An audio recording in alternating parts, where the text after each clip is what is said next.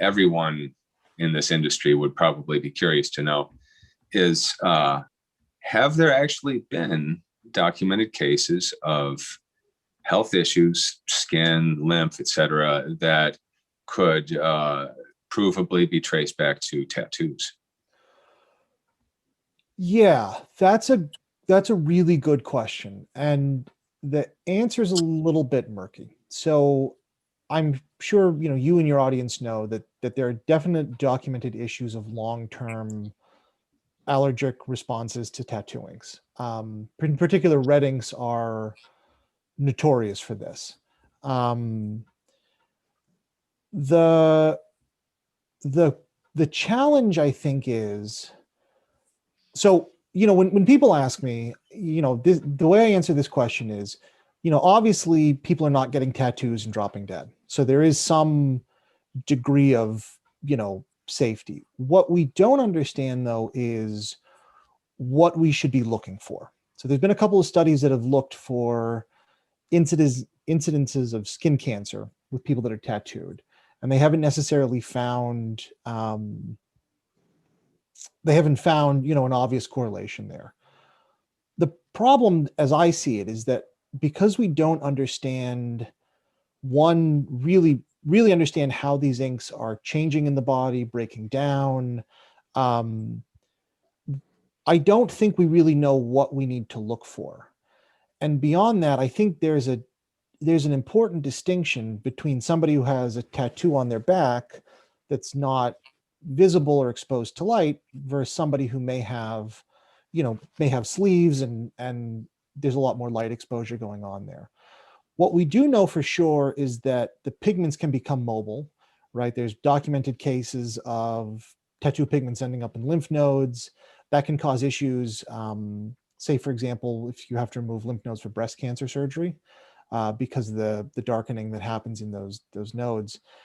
So we know that the pigments can become mobile, but the problem is we don't know how they're becoming mobile, what is actually getting out into the body, and as a consequence, what do we need to look for?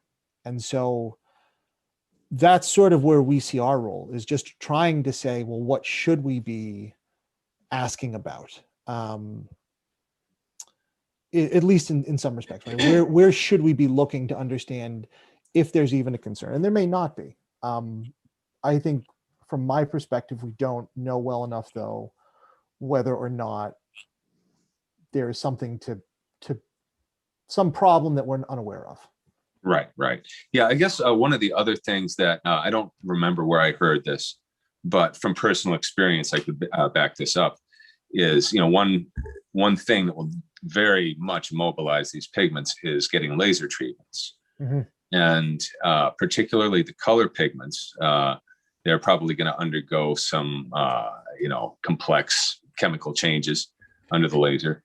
I know that blacks break apart the most easily, and they tend to be, carbon-based, more simple kind of things, and are probably not as much of an issue. But my wife has had some blue pigments lasered, and this is a long time ago. And shortly after that, she had a lymph node in the bottom of her chin, which kind of like filled up and stiffened, right? Mm-hmm. So, and one of the things that I think I'd asked you about Dr. Chris Sperry earlier, he had said that yes, we definitely do collect some pigment in the lymph nodes, but that there hadn't been any documented issues as a result of that. And we collect other things in our lymph nodes too. Part of the problem is that in general, tattoos, I think from a funding perspective, both in this country and Europe, are generally sort of looked at as an elective cosmetic decision. And therefore, if there's a medical consequence, so be it. That's, the individual's choice.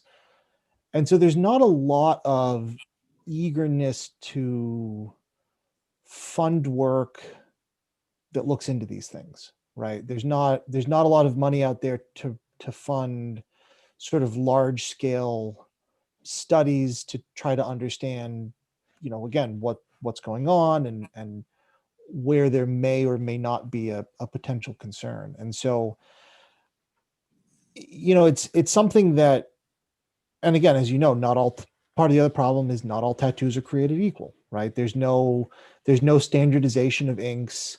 There's not even necessarily, you know, how it's done in the US isn't necessarily the same as how it's done in Europe.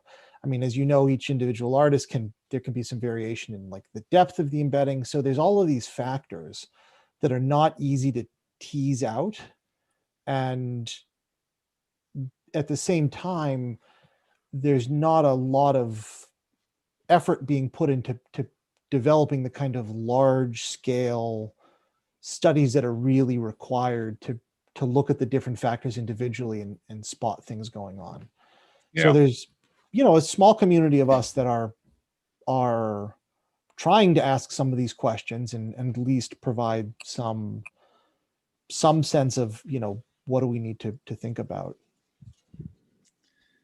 Yeah, we had